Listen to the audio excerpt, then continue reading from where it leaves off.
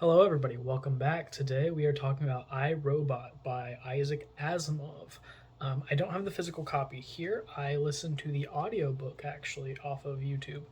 Um, anyways, we're pretty much just going to jump right on into this. So, I, Robot is really a frame story because it is just what it was as a compilation of individual short stories Asimov had written, and when compiling them into a novel, they all already shared. They're all in the same universe, and it creates an arc of his robot universe. Robotic history, and so he created a frame story. Honestly, it's kind of like the Name of the Wind, where a chronicler comes to talk to Kavoth about how he did all these things. But in this story, in I, Robot, written long before The Name of the Wind, obviously, a news reporter comes to this woman who is she's basically the leading name in her field of robot psychology. And he's basically just interviewing her, trying to get her life story and her involvement with robots and all the things throughout her life.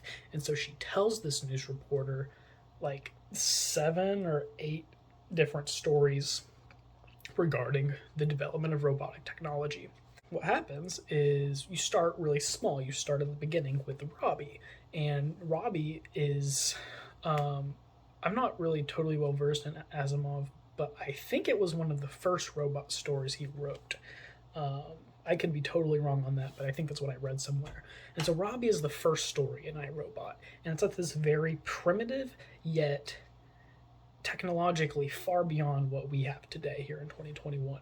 I think it said it took place in like the 90s, and they already have true humanoid thinking robot, really servants. Robbie was a nursemaid, but Robbie still could not yet talk. So over the course, what's really interesting about iRobot is not the characters, really. It's not the prose. It's nothing special. Asimov was very candid about that. He wasn't looking to write incredible prose. He was looking to write a good, entertaining story. And I do think he achieves that with all these short stories. They're all interesting. They all have very, investigative. Is that the right word? Each of the stories in iRobot has like a very unique lens that is looking at robots from. It's not just telling a history of the development of robotic technology in his science fiction timeline. It's a look at how AI programming can go wrong, essentially. And it all revolves around the 3 laws of robotics that Asimov created and what he is best known for, I imagine. So the first and foremost, the first law is that robots can do no harm to humans. So a robot cannot do anything out of their own free will or take action to hurt a human. Very simple. It's to keep them from rising up and killing people, because they are meant to be slaves. They're meant to be servants. And that's stated pretty explicitly in this book. The second law, see if I can get all three right. The second law is that a robot, through their own inaction, cannot harm a human. I might need to look these up. Generally speaking, all 3 of the laws of robotics are designed to protect humans from robots, to keep the robots from rising up against the humans. And so, because of the way the 3 laws are worded, the way they are programmed, you end up getting a lot of really wacky situations. And these start to get more and more interesting the deeper into iRobot you get. And so that's really what drives you to keep reading each individual frame story, each short story within the frame. And it's just because it's so interesting to try to puzzle together why the robot is behaving wrong. They're behaving in a way they're behaving in a way that the scientists did not foresee, and that is the role of the scientist. I think her name was Susan, She was a robotic psychologist, and so her job in most of these stories, at least the ones where she shows up in, she doesn't. She shows up in Robbie, but she's like a teenager at the time, or maybe just in college. But regardless, her role as the psychologist is to piece together why in the robotic mind would they be doing what they're doing based on the three laws. And so that's what's really interesting about, the whole thing. But otherwise, the characters, they're not that interesting themselves. We do get a moment around the middle of iRobot, maybe more towards the end or the second half of iRobot. But we do get this moment where it's much more deeply focused on the characters themselves and what they want. And I think this was really important to the overall scope of iRobot, at least on the character front. The focus isn't on the characters, but there is one story within it where we get a deeper look into their psychologies. They're not the robots, but the robot knows more about them. It's almost like the robot became the psychologist. This is in the story titled The Liar. This robot, it is the one and only robot that they created that could read minds. And this was obviously very, very dangerous. What ended up happening, really, without going into too many spoilers, is that the robot's able to read their minds, and because the robot can read minds, we are able to get a much deeper look into the psychology of the characters that play large roles throughout all of iRobot. The two people who work for US Robotics, I think the name of the company is, and obviously Susan, who is really the main character. Well, I don't think it's fair to call her the main character. She is a main character, but the two other men who I mentioned, they really have a huge amount of page time, even really in comparison to Susan. Susan's telling the story, but these two men actually play a huge role in the overall scope of the story, which I think is really important. It's an important distinction, I should say, that Susan, though she's telling the story, she is not necessarily the main character of all of iRobot, is what I should say. One of the other really interesting things, and one of the things I really liked about iRobot, how this progression of technology goes, and how they're able to start at the small base of much more simple robots and eventually diversify them into doing specific tasks, and even more so creating robots and AI technology that's so powerful that they're able to make new, better, smarter robots, creating a cycle, and eventually getting to the point where robots are creating technologies that humans would have taken, hundreds of years to develop on their own. A robot does it in an instant. And that's really, it's like one of these great leaps in technology where something's developed and then suddenly there's this massive leap in what we're able to do.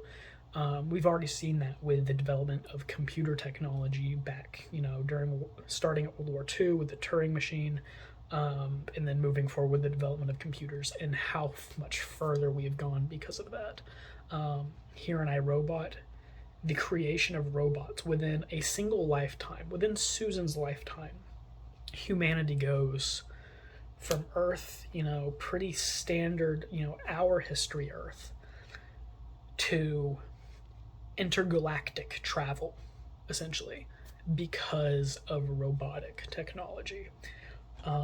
It's a really good vision that Asimov's created, but this kind of segues in also to the inaccuracies, the things he wasn't very accurate in. One thing that I keep seeing now that I'm reading these older sci-fi stories is the lack of foresight authors are having in the population of Earth and even the solar system.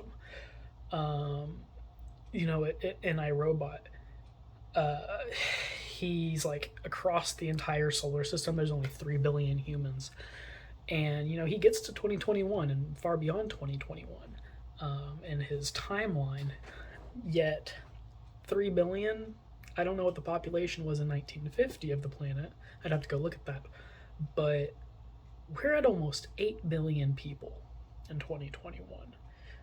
Maybe, one of the things I guess they failed to foresee back then was what's called the Green Revolution, the advancements in agriculture that have allowed humans to grow so much in population, the improvements in food security in some places in the world, that's really boosted our populations.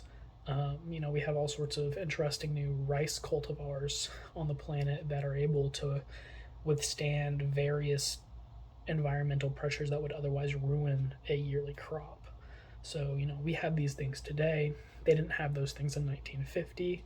That might be the disconnect with the population thing. But regardless, that's one of the things. Another one is just how rapidly technology improves, and the industry of space travel particularly, because one of the things we've seen in iRobot, at least, is not only are they predicting Mars colonies, they're also predicting work mining outpost on planets like Mercury, spacesuits capable of withstanding Mercury's pressures and its heat and all that stuff, at a time when in our own world we're not even truly yet to Mars. We're getting there, but we're not there yet. And in iRobot, the speed at which humanity got to our other planets in our solar system is farly overestimated. Obviously that in no way hurt iRobot. How am I going to sit here in 2021 and look back at somebody in the 1950s and be like, you thought we would get to Mercury? It's not a big deal. In fact, that story was actually really interesting when they're on Mercury in iRobot. But, I think it's really cool to look at what they thought we'd have in the future and how it's not really the case now. And in some ways, we're more advanced now. There's some things they failed to foresee that we actually do have, and that's really cool too. Overall, Asimov's iRobot's a really interesting story. If you've seen the movie, they're nothing alike. It's iRobot's over here, and Asimov's writing and his story is way over here. Totally different things. So I would definitely recommend going and reading iRobot, if only to get a good appreciation of one of the old masters of the genre. So, yeah, that's basically my review of iRobot.